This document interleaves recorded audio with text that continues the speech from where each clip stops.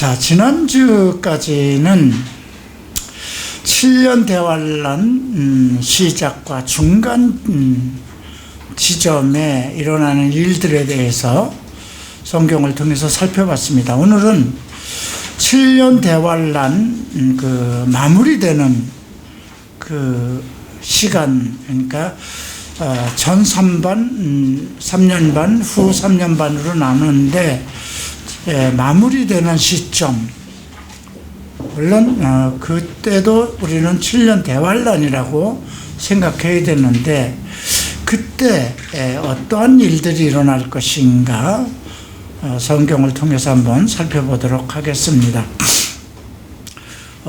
앞으로 2시간 더 우리가 종말론에 대한 강의를 하고요. 또 토요일 날도 2번 더 그 구원론을 우리가 공부했기 때문에 이제 성령론이 무엇인가, 또 종말론 우리가 배우고 있지만 갈보리 채플에서 믿는 종말론은 무엇인가, 이렇게 토요일 날을 마치도록 하겠습니다. 그리고 오늘 공지가 올라간 것처럼 자기대면 코스 2, 원래 코스 1을 다시 한번 해볼까 했는데 오늘 그 총신대학교 그 평생교육원에서 연락이 왔어요. 그래서 자기대면 과정에 대한 자료를 보냈어요. 어쩌면 이제 9월 학기부터 총신에서 자기대면 과정을 하게 될지도 몰라요. 그렇게 되면 2번 겹치게 될 것 같아서 이미 10여 년 전에 그 자기대면 코스 2를 원고는 다 이렇게 그 번역을 해서 만들어 놨는데 진행을 한 번도 못 했어요. 왜냐하면 그 과정은 자기대면을 공부한 사람들이 이제 실제적인 문제들, 이슈들에 대해서 어떻게 상담을 하는가에 대한 과정이기도 해요. 근데 가장 중요한 것은 물론 자기대면 코스 1이에요. 자기대면 코스 1 전체를 여러분들이 성경대학 홈페이지를 들어가서라도 다시 한 번씩 쭉 해보는 것도, 그건 갈보리 채플 성도들이라면 항상 할 수 있는 것이니까 그렇게 좀 하도록 하고, 거의 다 자기대면 과정을 배운 사람들이니까 이제 우리가 이슈가 되는 여러 가지 문제들을 놓고 각자 토론도 해가면서 그렇게 좀 해보려고 합니다. 그래서 교재를 이제 제작할 것이고요. 그래서 7월 1일부터 자기대면 코스 2를 진행하겠습니다. 나중에 그 9월 달부터 총신대에서 하는 과정은 또 글쎄요, 촬영을 하게 될는지는 모르겠지만 또 그때 가서 여러분들도 볼 수 있을지 한번 그때 상황을 좀 보도록 하겠습니다. 자, 오늘 종말론 7년 환란 그 마무리되는 과정 속에 펼쳐지는 일들, 어떤 일이 있을까요? 자, 계시록 11장을 펴시기 바랍니다. 이미 계시록 11장을 보면 적그리스도는 이스라엘과 계약을 맺어요.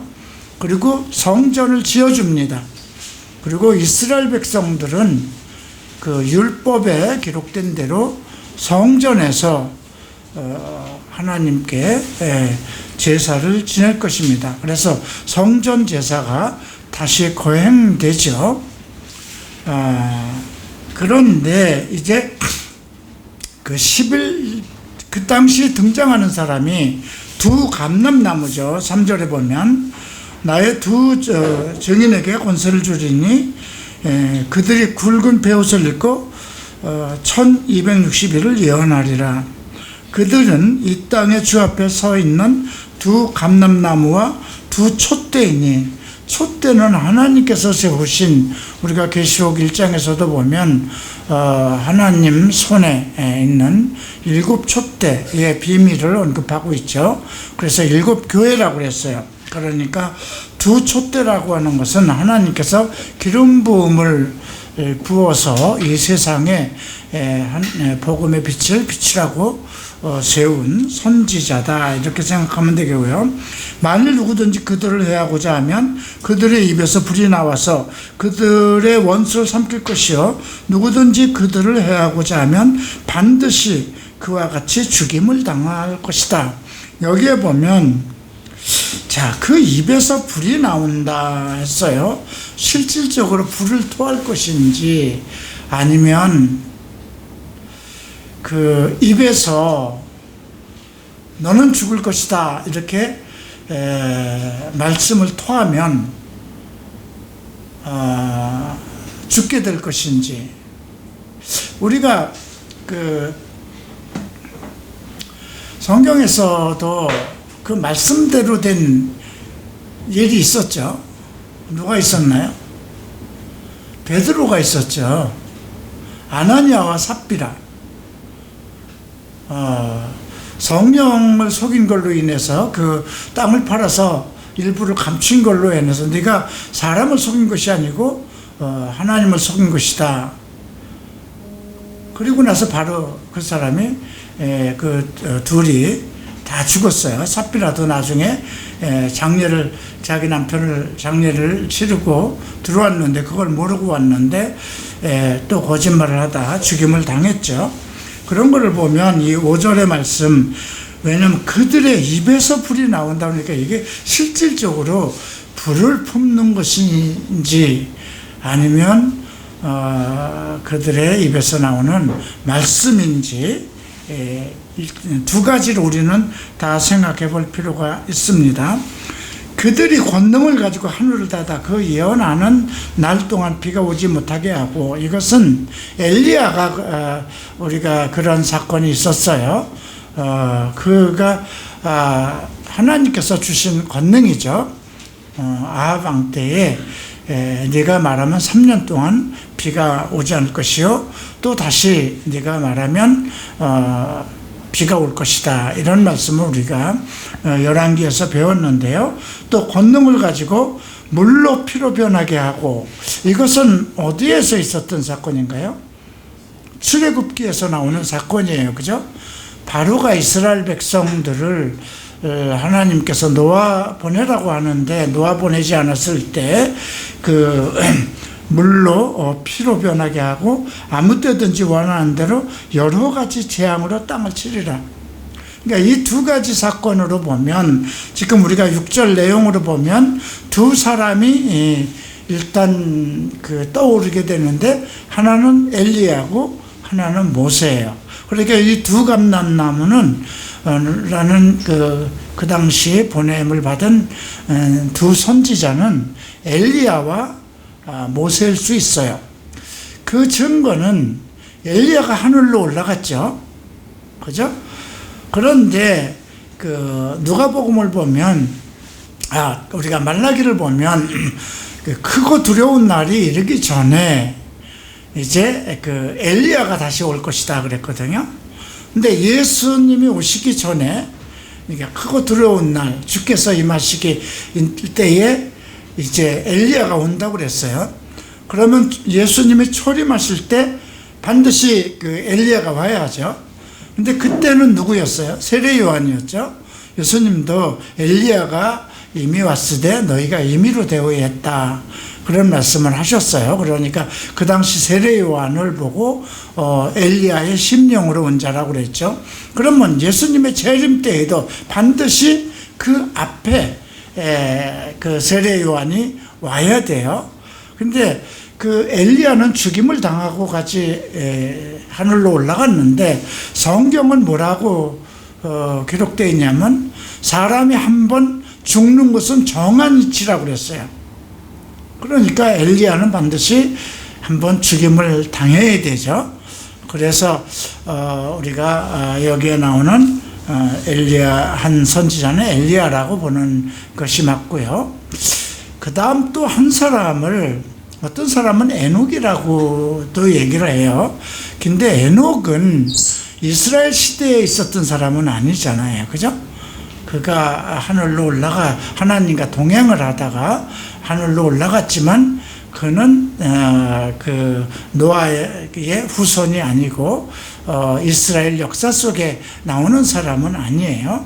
그런데 여기 물을 피로 변하게 하고 여러 가지 재앙으로 땅을 치겠다는 것은 이제 출애굽 때에 모세를 통해서 나타난 여러 가지 행적들로, 기적들로 우리가 알 수 있죠. 근데 모세는 사실 가나안 땅에 들어가지 못하고 하나님의 명령을 올바로 실천하지 않아서 백성들 앞에 하나님의 영광을 나타내야 되는데 그냥 백성들이 물을 달라고 막 분노하는 것을 보고 막 화를 냈어요. 그래서 하나님께서 그들에게 바위를 명하여 물을 주라 그랬는데 그 물을 첫 번째 그 바위를 쳐서 물을 냈던 것처럼 2번이나 바위를 쳤어요.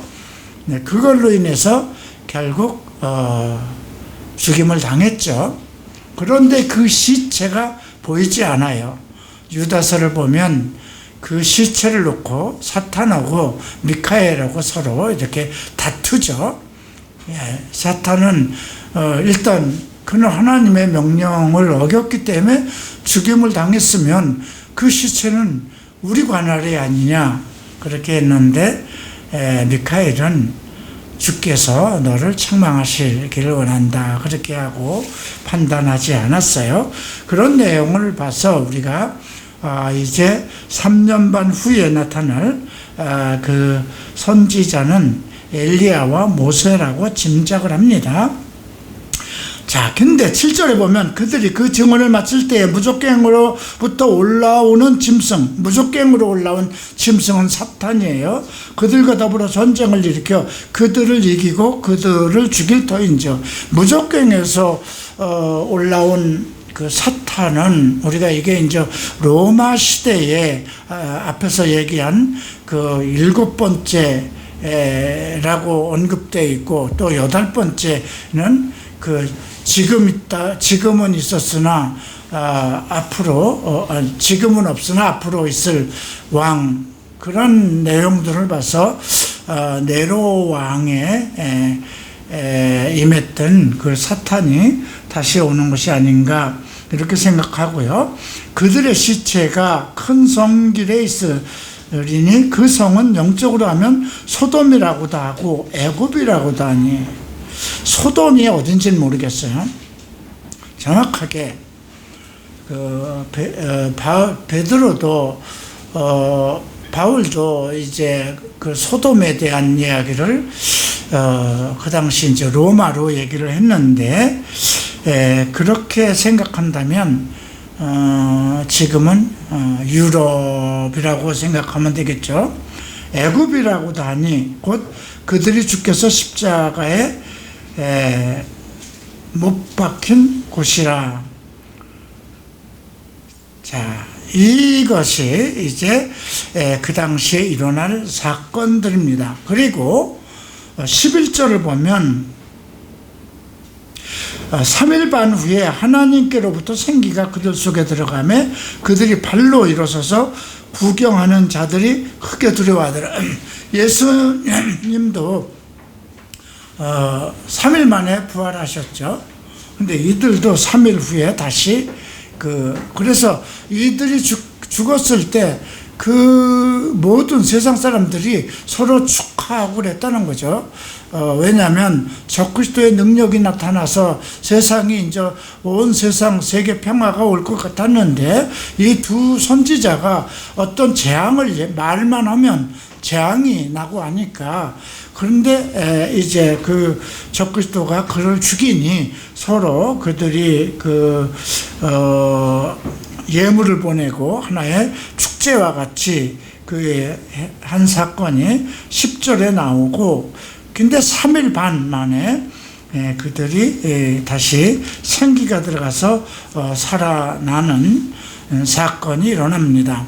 그래서 12절 보면 하늘로부터 큰 음성이 있어 이리로 올라오라 함을 그들이 듣고 구름을 타고 하늘로 올라가니 그들의 원수들도 구경하더라. 이리 올라오라, 이런 말씀이 계시록 4장에서도 나오죠. 그때는 교회를 향해서 성도들을 부르시는 것이고요. 자, 이런 사건이 일어날 것으로 추측됩니다. 그러면 이제 마지막 때의 전쟁은 언제 일어날까? 자, 이것은 다니엘서 11장을 좀 펴시기 바랍니다.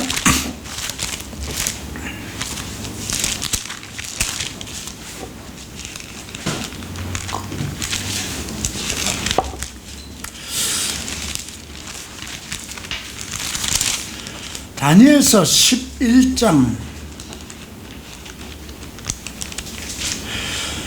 자, 3절 보세요.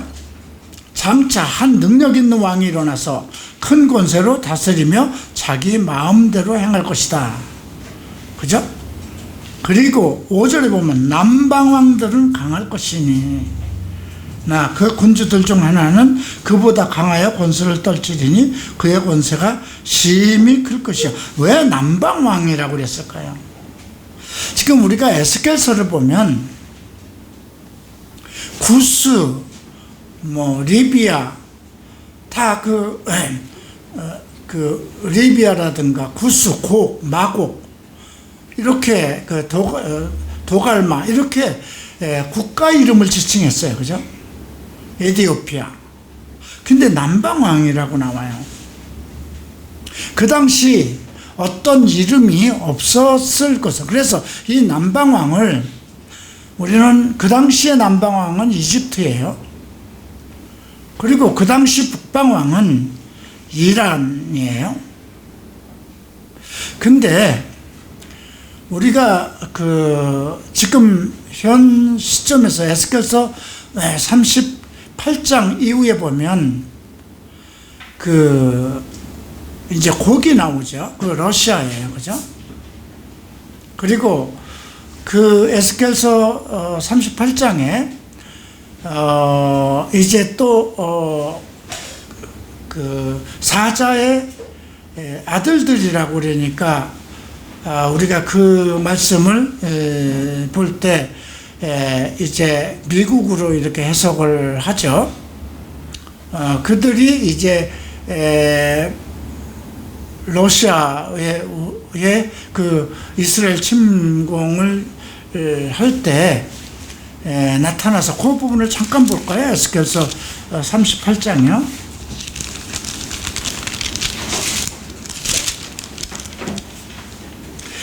에스겔서 38장 13절을 보면 스바와 드단, 다시스의 상인들과 그 부자들, 근데 그 부자들을 젊은 사자라고 되어 있어요. 우리 성경은 그 부자들이라고 그랬죠. 지금 가장 부자 나라가 미국이에요. 그죠? 젊은 사자, 어린 사자. 사자왕은 우리가 영국인데요.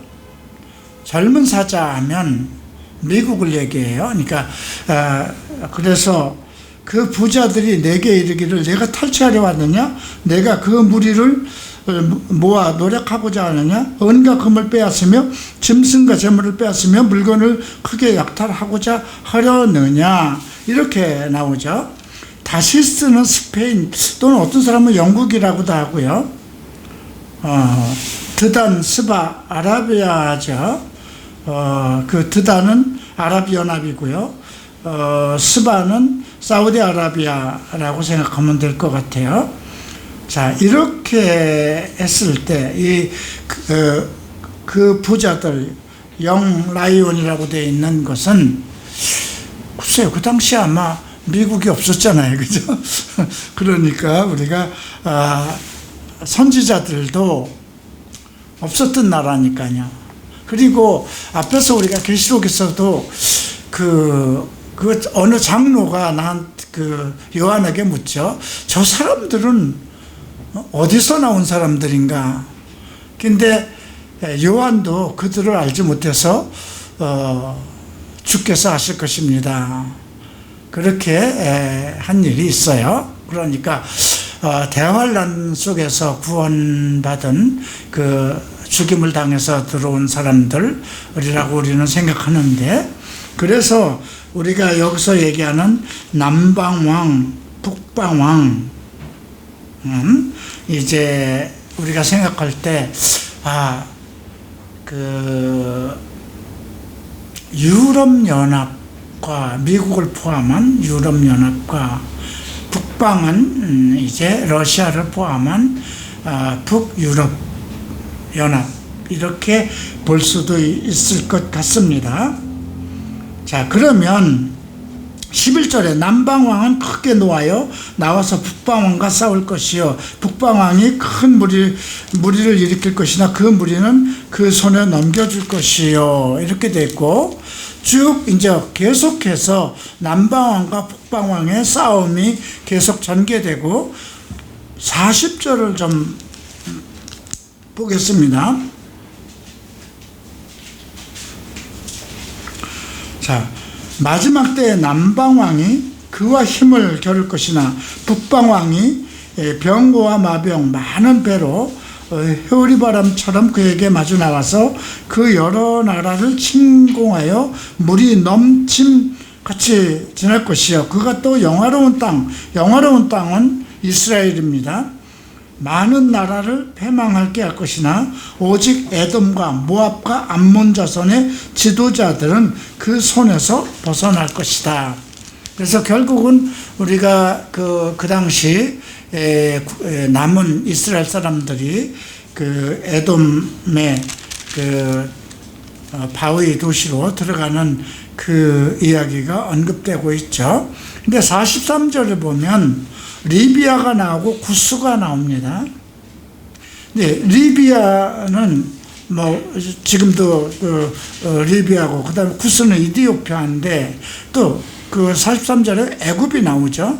그런데 왜 남방왕, 북방왕으로 칭했느냐, 이런 걸 봤을 때 지금 우리에게 또 다른 해석을 할 수 있도록 언급을 주죠.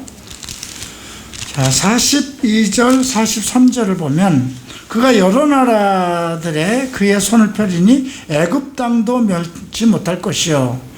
애굽은 지금 이집트죠. 그가 권세로 애굽의 금, 은과 모든 보물을 차지할 것이요. 리비아 사람과 구스 사람, 이디오피아, 그러니까 중동 일대를 모두 이제 차지할 것을 그 북방왕이 모두 차지할 것을 우리가 알 수 있죠. 그러니까 이것이 우리가 에스겔서 38장과 맞물려서 보면 러시아가 이스라엘을 침공하는 그런 내용과 같이 맞물려서 볼 수 있죠. 그러나 동북에서부터 소문이 이르러 그를 번민하게 하므로 동북이 어딜까요? 우리가 이 동북은 이제 중국과 동방의 왕들, 계시록에 언급되는 거죠. 유브라데스 강이 마르고 만만이죠. 2만만이니까 2억의 군대가 이제 유브라데스 강을 건너서 들어옵니다. 동북에서부터 소문이 이르러 그를 번민하게 하므로 그가 분노하여 나가서 많은 무리를 다 죽이고 멸망시킬 것이요, 장막 궁전 바다와 영화롭고 거룩한 산 사이를 세울 것이나 그의 종말을 이르니 도와줄 자가 없을 것이다. 자, 이런 사건, 적그리스도가 팔레스타인으로 들어가서 이집트, 리비아, 에티오피아 등을 전부 이제 멸망시킬 것이 언급되고요. 그 다음에 동북으로부터 군대들이 또 들어옵니다. 그런 우리가 계시록에 나오는 동방 왕들로 보면 중국과 아마 한국과 일본도 연합되어 있지 않을까 싶어요.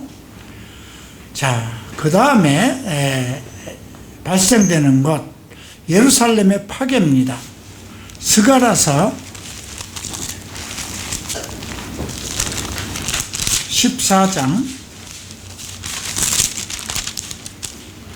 1절과 2절.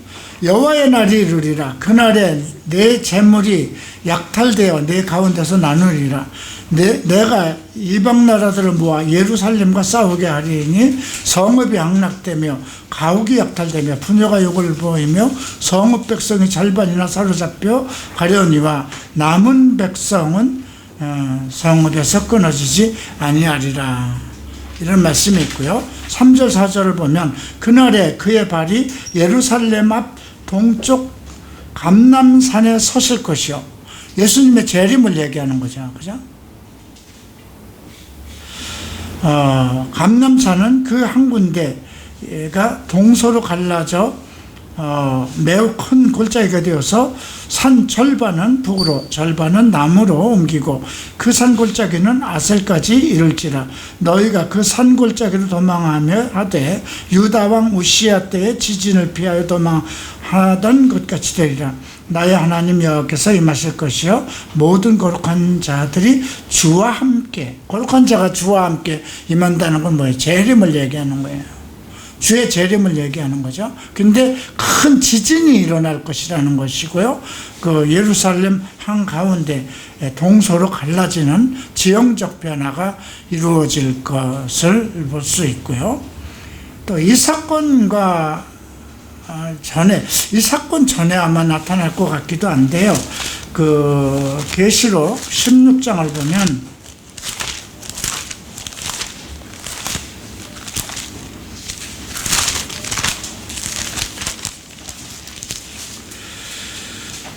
자, 19절에 큰 성이 세 갈래로 갈라지고 만국의 성도들도 무너지니 큰 성 바벨론이 하나님 앞에 기억된 바 되어 맹렬한 진노의 포도주 잔을 받으매. 그러니까 이것은 이제 앞에서 우리가 16장에서 언급된 것은 이제 이스라엘 종교적인 그 바벨론이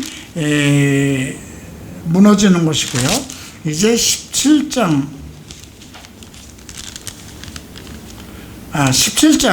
종교적인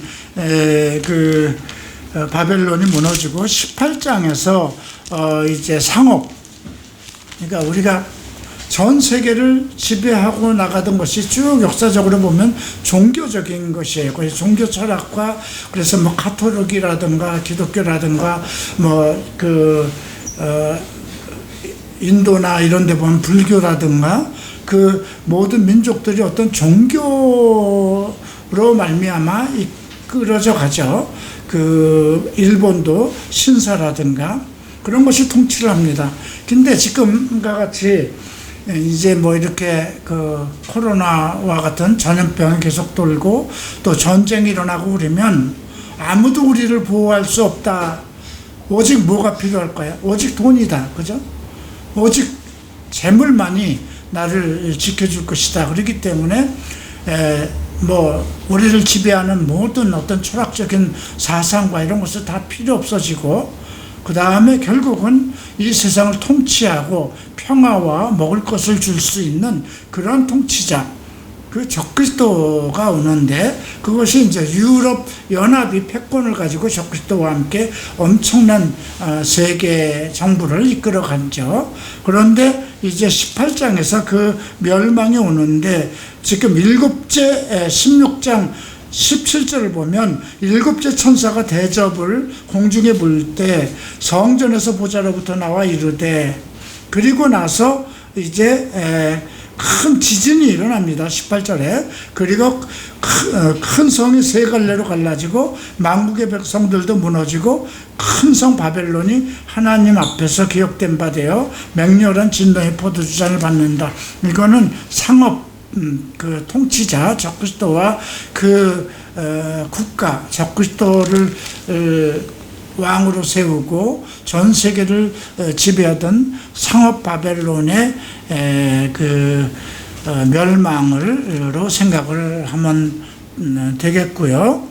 18장 21절을 좀 볼까요?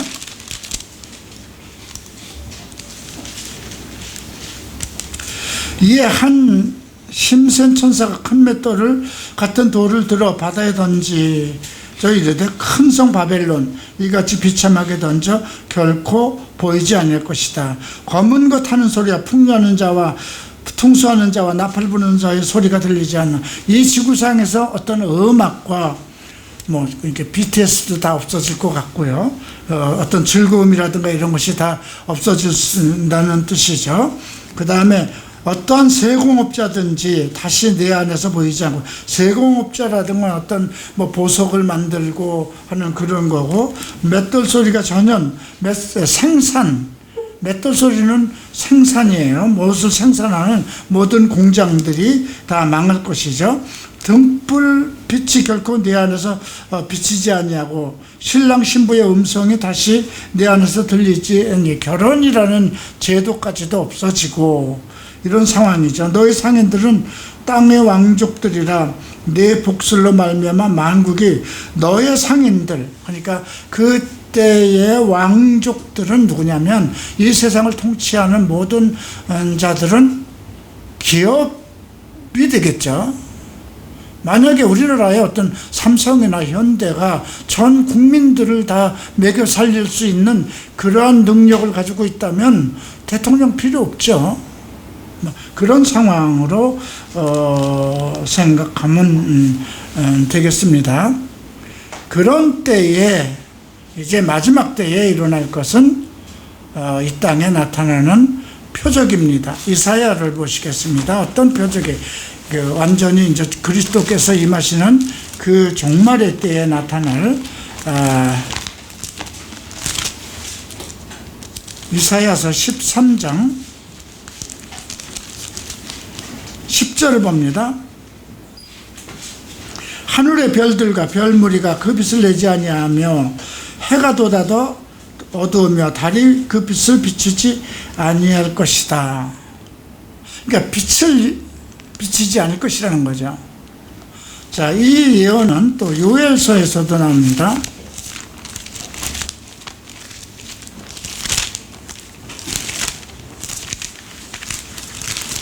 자, 요엘서 2장 30절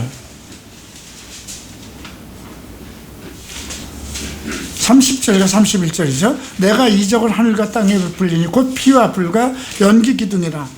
여호와의 크고 두려운 날이 이르기 전에 해가 어두워지고 달이 빛으로 변하려니와.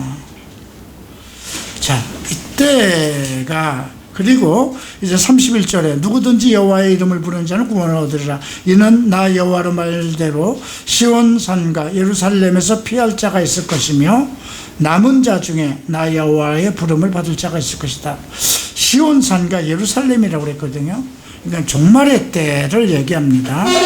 그래서 아직 하늘과 땅에 나타난 피와 불의 연기 기둥은 아직 나타나지 않았지만 이제 종말의 때에 나타날 것이죠. 그리고 아까 우리가 잠깐 본 것처럼 그리스도께서 이 땅에 오시는 이제 하늘 군대와 함께 오시는 그 장면이 마태복음 24장을 봅니다.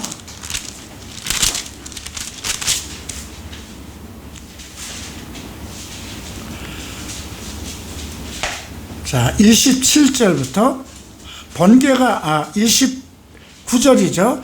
그날 환난 후에 즉시 해가 어두워지며 달이 빛을 내지 아니하며 별들이 하늘에서 떨어지며 하늘의 권능들이 흔들리더라.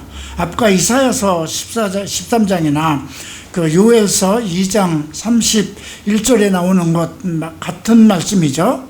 그때의 인자의 징조가 하늘에서 보이겠고 그때 땅의 모든 족속들이 통곡하며 그들이 인자가 구름을 타고 능력과 큰 영광으로 오는 것을 보시리라.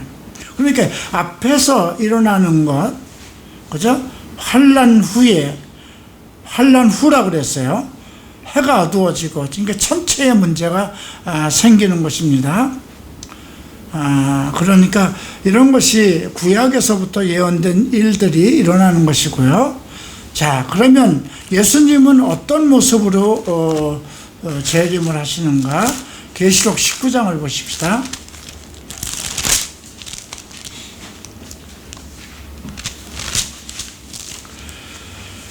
자, 11절을 봅니다.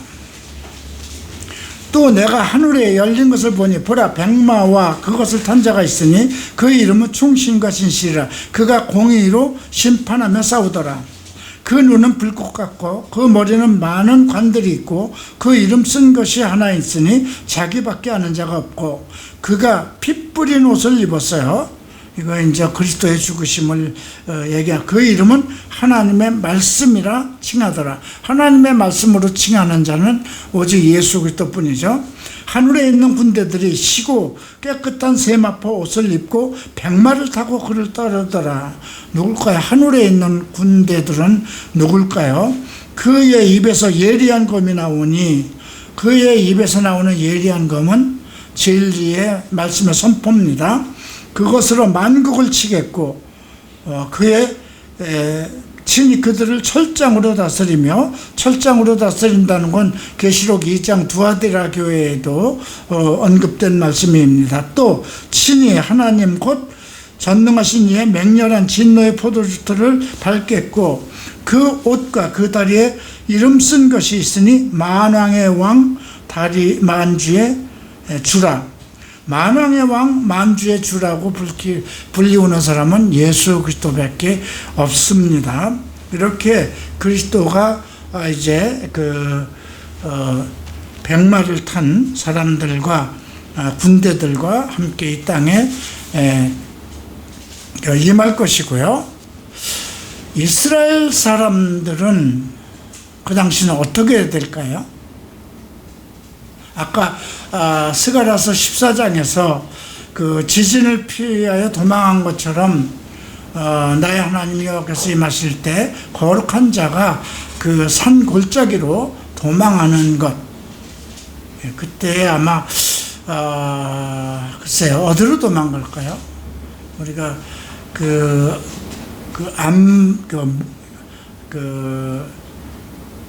페트라라고 하는 반석 사이에 바위 도시로 나갈 것을 우리가 그렇게 알고 있죠. 자, 그 다음 이제 전쟁, 완전한 이제 적그리스도의 전쟁, 이것이 이제 그 앞에 일어나겠죠. 그 앞에 이제 적그리스도의 전쟁이 일어날 것은 지금 우리가 예수 그리스도께서 임하시는 거 그 앞에 임할 것 같아요. 왜냐하면 계시록 16장에 한번 펴시죠. 16절부터 봅니다.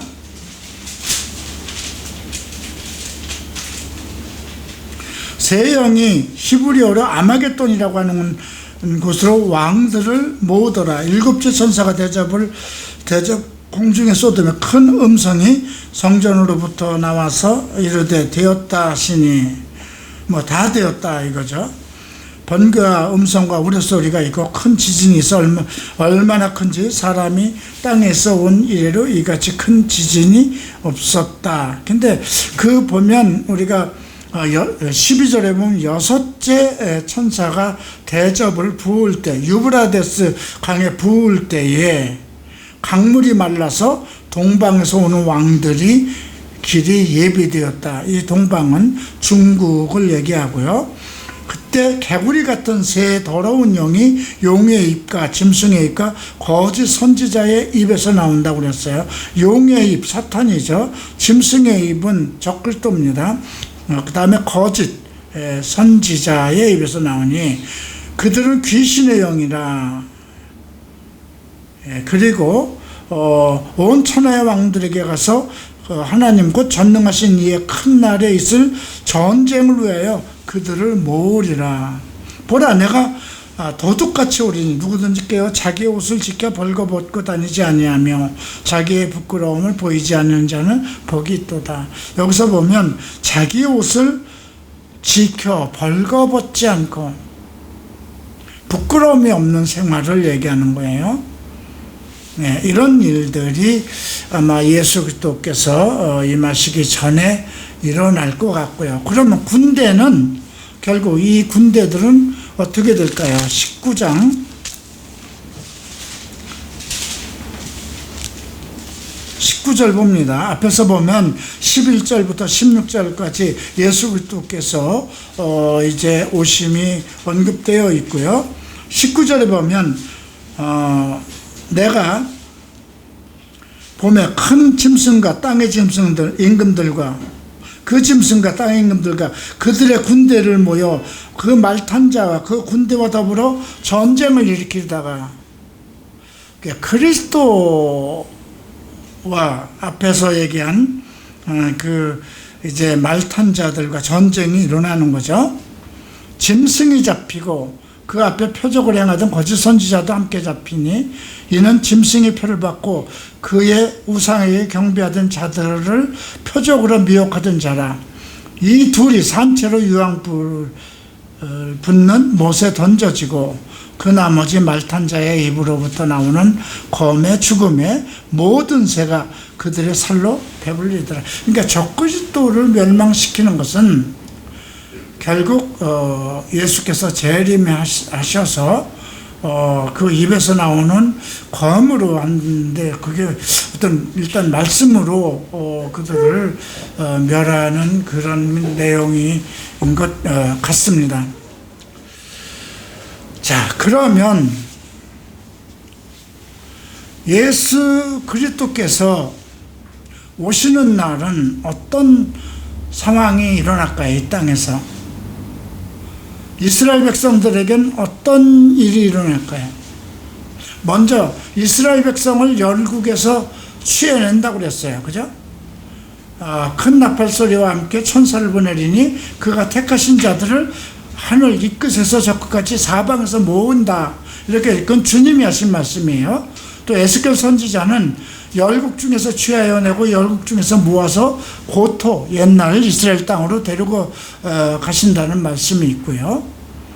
그리고 자기 백성들을 회개케 하겠죠. 예, 우리가 요엘서 2장에도 보면 주의 이름을 부르는 자들은 모두 구원을 얻으리라 했으니까 그들에게 회개의 심령, 구원의 영을 부어주신다고 그랬습니다. 그리고 그때가 언제냐면 다니엘서 9장을 좀 볼까요?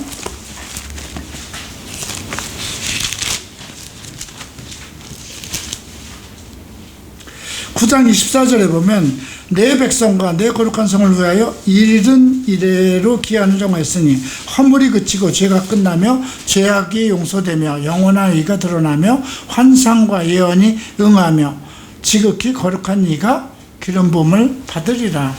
70일에 중에 지금 69일에가 이미 다 끝났어요. 한 일회가 남았는데 그 한 일회가 7년 대환란이에요.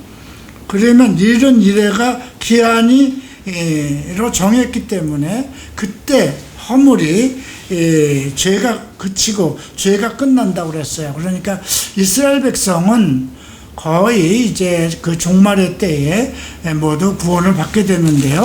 로마서에도 그 말씀이 나옵니다. 로마서 11장을 보죠.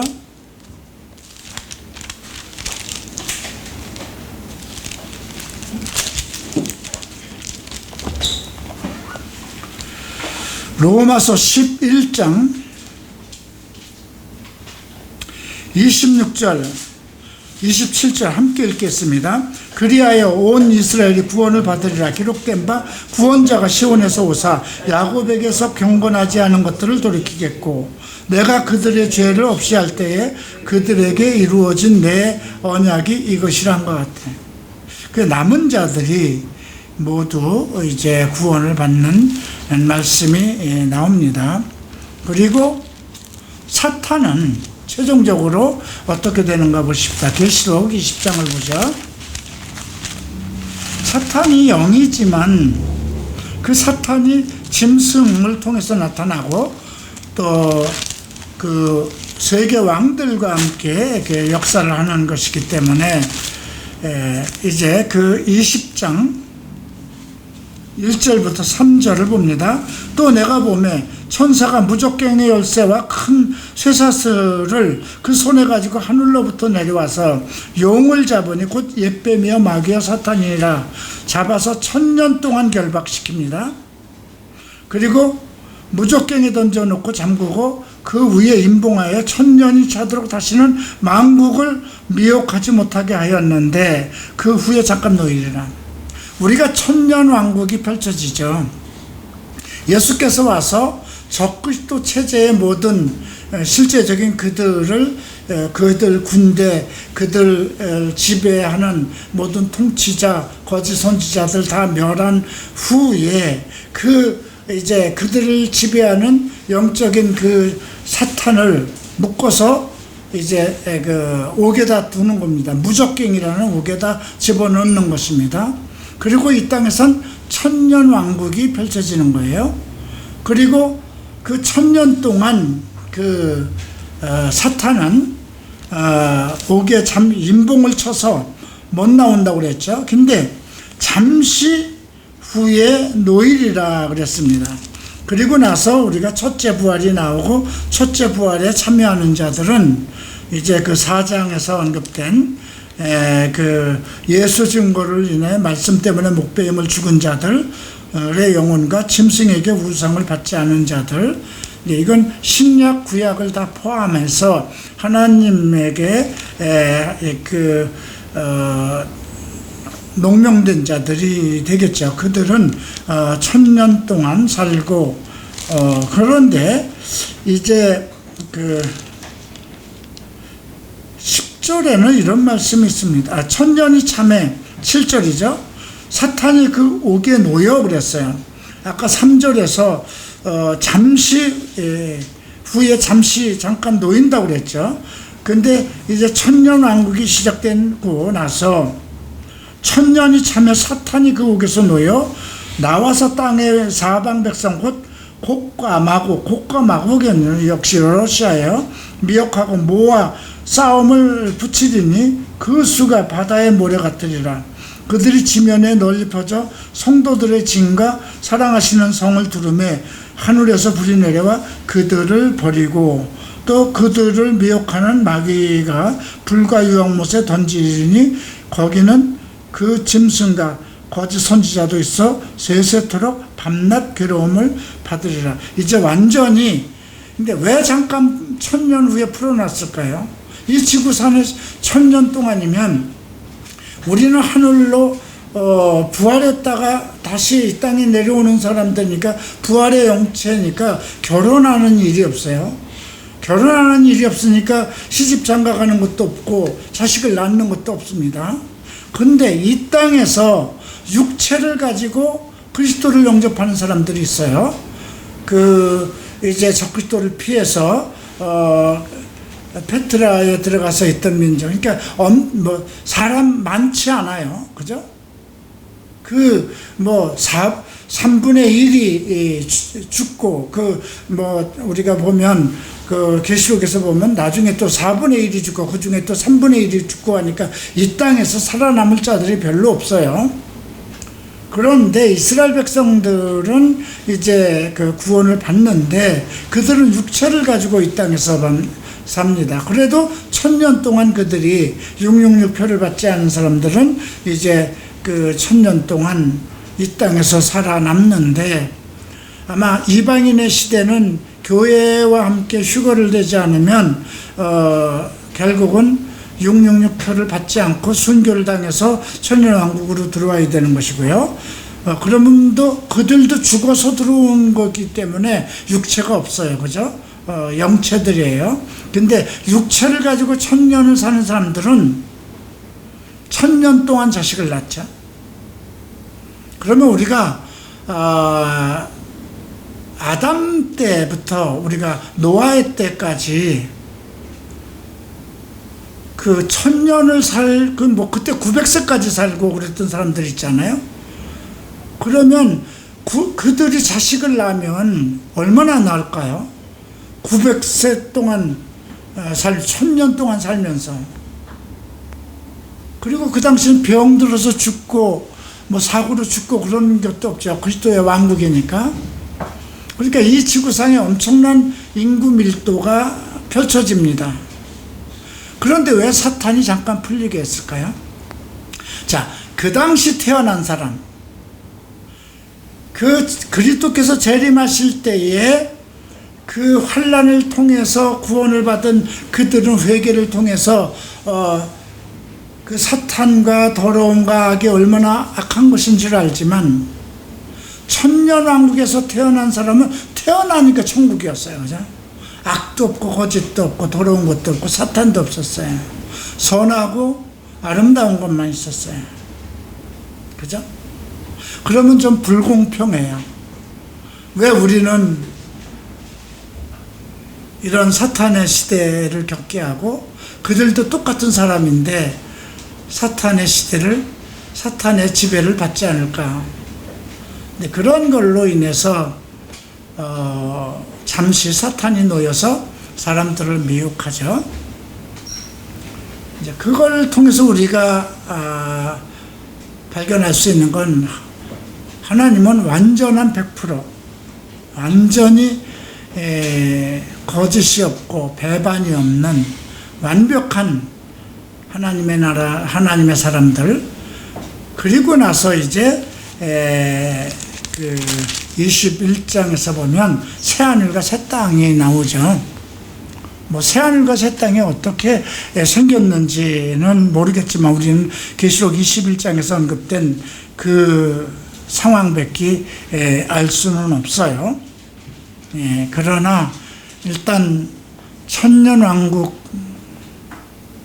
태어난 사람도 사탄의 유혹을 받을 수 있다는 것입니다. 그래서 엄청난 많은 사람들이 근데 그것이 꼭 곡에서 나왔다고 그랬거든요. 그들을 따라서 곡과 마곡을 미혹한다고 그랬습니다. 사방 백성, 그리고 싸움을 붙여서 수가 바다의 모래와 같다 하니까 엄청난 사람이 그 당시도 이제 그 사탄에 미혹되어서 전쟁이 일어납니다. 그때 이제 완벽하게 이제 하나님께서 그들을 이제 멸망시키고 이제 모두 불황 속에다 괸나라는 불못에다 던져 넣습니다. 자, 이런 일들이 이제 일어날 것입니다. 그래서 이제 앞으로의 전체적인 내용은 계시록 우리가 그걸 배울 때에 조금 더 자세히 배우도록 하겠습니다. 자, 오늘 강의를 여기서 마치고 기도하겠습니다. 존귀하신 주님, 감사합니다.